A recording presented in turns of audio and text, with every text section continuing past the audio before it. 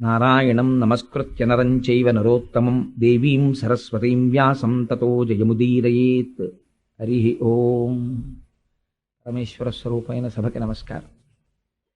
నిన్నటి రోజు ప్రవచనాన్ని పూర్తి చేసేసరికి మహానుభావుడైనటువంటి కృష్ణ పరమాత్మ పరీక్షిత్తుని రక్షించినటువంటి విధానం గురించి నేను 4 మాటలు చెప్పి ఉన్నాను.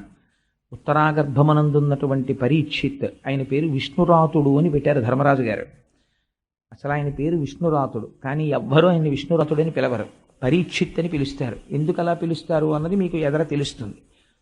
అటువంటి విష్ణురాతుడు గర్భస్థుడై ఉండగా అశ్వత్థామ చేత ప్రయోగించబడినటువంటి బ్రహ్మాస్త్రము చేత చెనకబడుతున్నటువంటి సందర్భంలో ఉత్తర చేసినటువంటి స్తోత్రానికి ప్రసన్నుడైనటువంటి పరమాత్మ గర్భస్థమైనటువంటి పిండమును రక్షించాడు.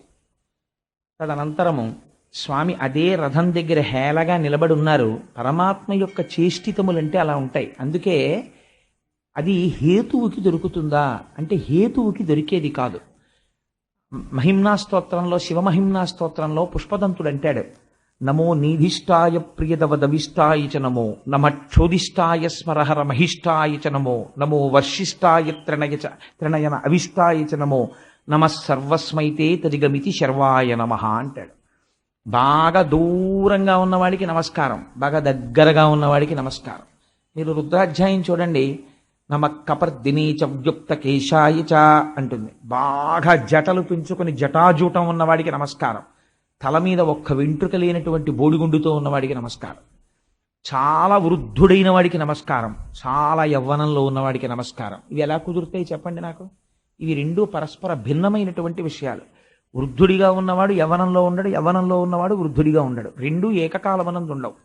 కానీ ఈశ్వరుడు అలా కాలమునకు లొంగేటటువంటి వాడు కాడు. కాబట్టి ఆయనకి భిన్నత్వము, ఈ రెండూ పరస్పర విరుద్ధములన్నవి ఉండవు. ఆయన ఏకకాలమునందు దేనినైనా సాధించగలడు.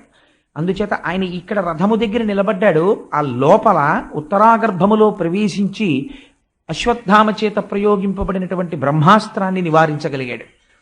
తదనంతరము కుంతీదేవి స్తోత్రం చేసింది. ఇది ఒక గమ్మత్తైనటువంటి విషయం. ఇంటి పెద్దకి ఉండవలసినటువంటి లక్షణాన్ని మనకి వివరణ చేస్తుంది. పాండవులు కుంతీదేవి యొక్క బిడ్డలు. ఈ సంస్కార బలం ఎక్కడి నుంచి రావాలి అంటే ఇంటి పెద్ద నుంచి రావాలి. ఒక ఇల్లు పాడైపోయిందంటే దానికి కారణం ఎవరు అంటే ఇంటి పెద్దే. తనకి లేని సంస్కారం, తను లేవగానే నిద్ర లేచి పూజామందిరంలోకి వెళ్ళి సంధ్యావందనం చెయ్యడు. తను లేచి పూజామందిరంలో కూర్చుని ఓ 4 స్తోత్రాలు చదవడు. తన ఇంటి కబ్బోర్డ్లో రామాయణం పుస్తకాలు కానీ భాగవతం పుస్తకాలు కానీ ఉండవు. తను ఎప్పుడూ కూర్చుని ఒక్క భగవత్ సంబంధమైన గ్రంథం గురించి మాట్లాడడు. తన పిల్లలతో మాట్లాడేటప్పుడు ఒక పోతన గారి గురించో, ఒక వాల్మీకి మహర్షి గురించో, మన జాతి సంపద గురించో, మన సంస్కృతి గురించో పలకడు. తన పిల్లలు మాత్రం చాలా సంస్కారవంతులై ఉండాలని కోరుకుంటాడు. ఎలా జరుగుతుంది చెప్పండి నాకు? మనకి పరానుకరణము అని ఒకటి ఉంది. పిల్లలు తల్లిదండ్రులు ఎలా ప్రవర్తిస్తారో అలా ప్రవర్తిస్తారు. మా తండ్రి గారు దేన్నైనా అంగీకరిస్తాడు, కానీ ఇది అంగీకరించలేడు అని బిడ్డడికి తెలిసిందనుకోండి, అసలు 90% ప్రవర్తన బిడ్డడిది నియంత్రించబడిపోతుంది.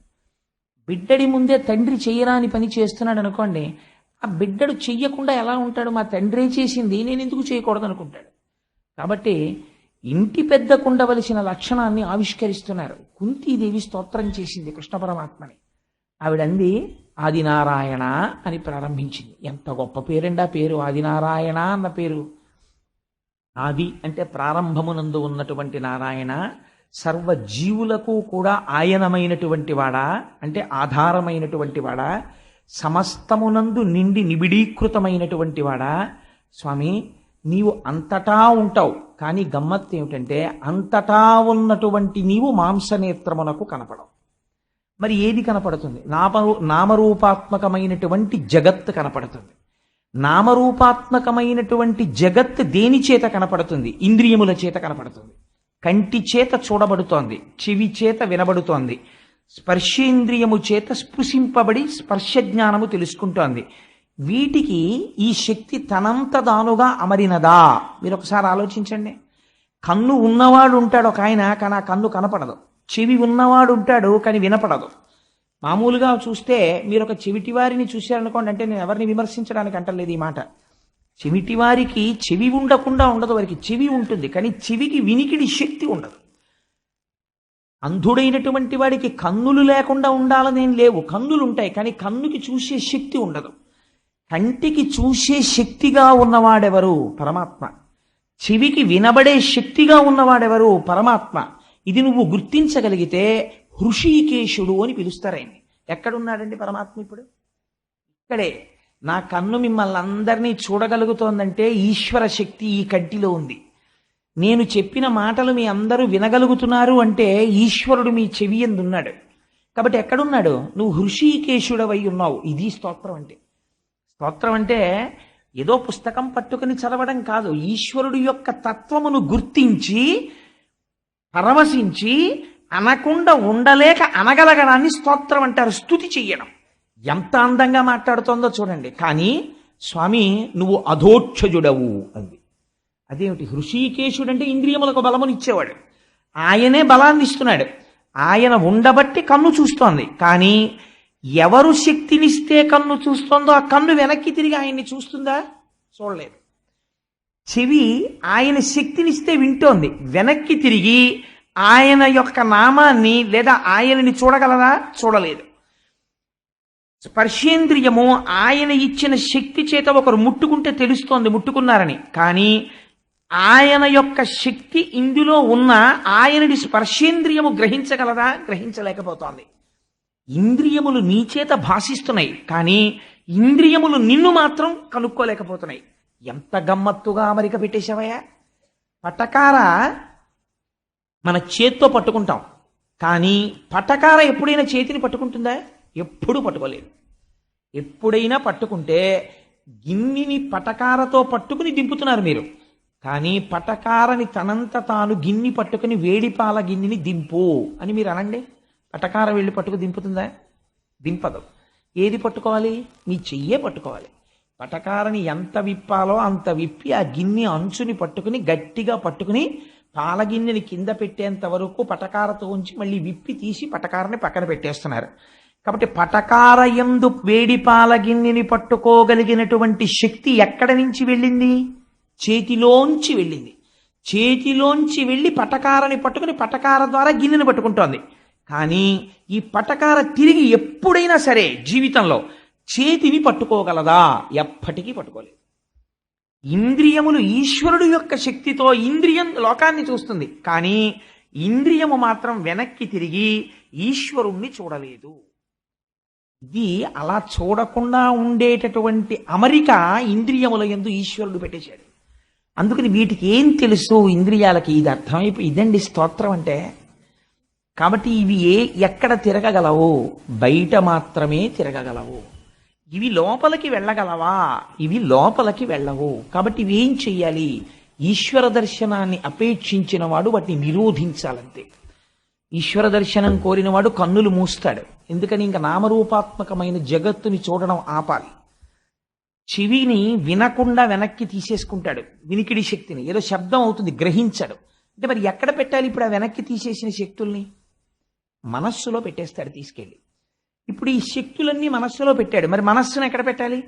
ప్రయత్నపూర్వకంగా ధ్యానంలో పట్టుకెళ్ళి భగవంతుడి ముందు పెడతాడు. పెట్టడానికి ఇప్పుడు భగవంతుడు ఎక్కడ కనపడతాడు? కళ్ళు మూస్తే జ్ఞాననేత్రంతో చూస్తాడు. అందుకని జ్ఞాననేత్రం ఇక్కడ ఉంటుంది. ఇక్కడ ఆ మనస్సుకు సంబంధించినటువంటి ఆజ్ఞాచక్రం ఉంటుంది. అందుకని అక్కడ కుంకుమ ధరిస్తారు. ఆజ్ఞాచక్రమునందు ధ్యానమునందు దృష్టిని నిలిపి తాను ఇత పూర్వం ప్రార్థనా శ్లోకంలో ఏ మూర్తిని ధ్యానం చేశాడో ఆ ధ్యానమును అనుసరించి ఆ మూర్తి దర్శనము చేస్తాడు. ఒక గాయత్రి చేస్తారు. ముక్తా విద్రుమహేమలీలధవళఛాయైర్ముఖై స్త్రీక్షణై యుక్తామిందు నిబద్ధరత్నమకుటాం తత్వార్థవర్ణాత్మికాం గాయత్రీం వరదాం అని ఆ శ్లోకం చెప్పేసిన తర్వాత అటువంటి రూపాన్ని వెంటనే ఇక్కడ చిత్రించుకుంటాడు. ఇలా కళ్ళు మూసేస్తాడు, ఇంకా చెవిని విననివ్వడు. ఇప్పుడు ఈ మనస్సు ఎక్కడ పెట్టేశాడు?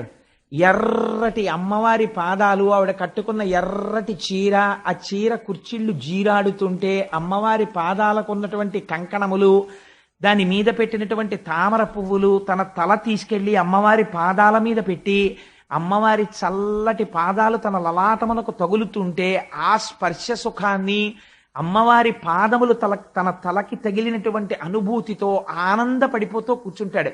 నిజంగా బాహ్యమునందు తల తగిలిందా? తగలలేదు.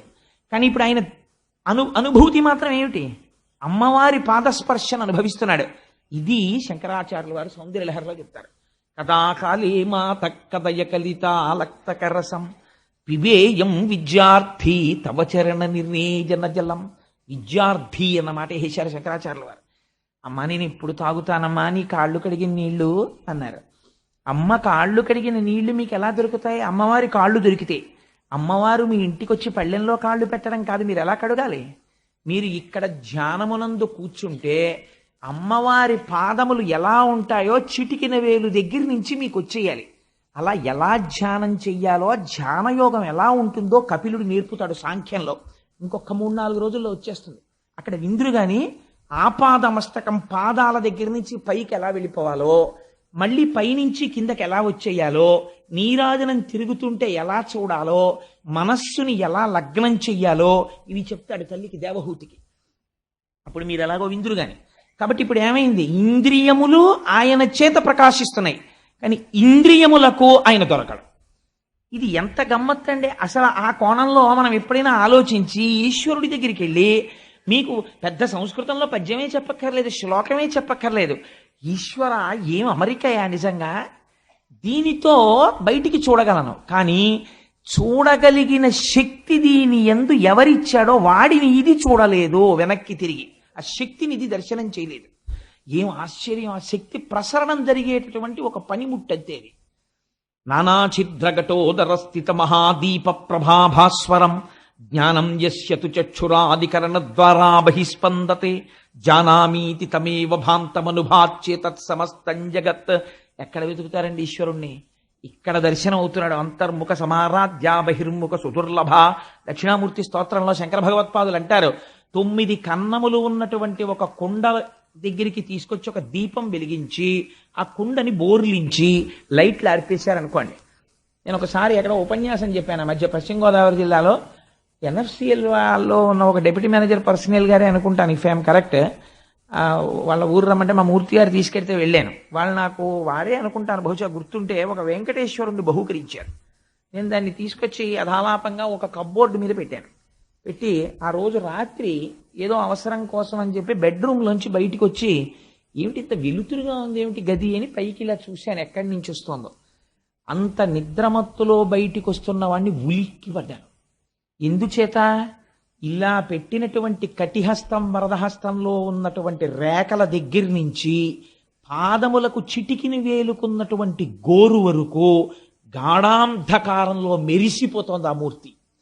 అది రాత్రి వేళ అలా వెలుగుతుంది, దానికి ఆ లక్షణం ఉంది. అది ఇప్పటికీ ఉంది మా ఇంట్లో కబోర్డ్లో.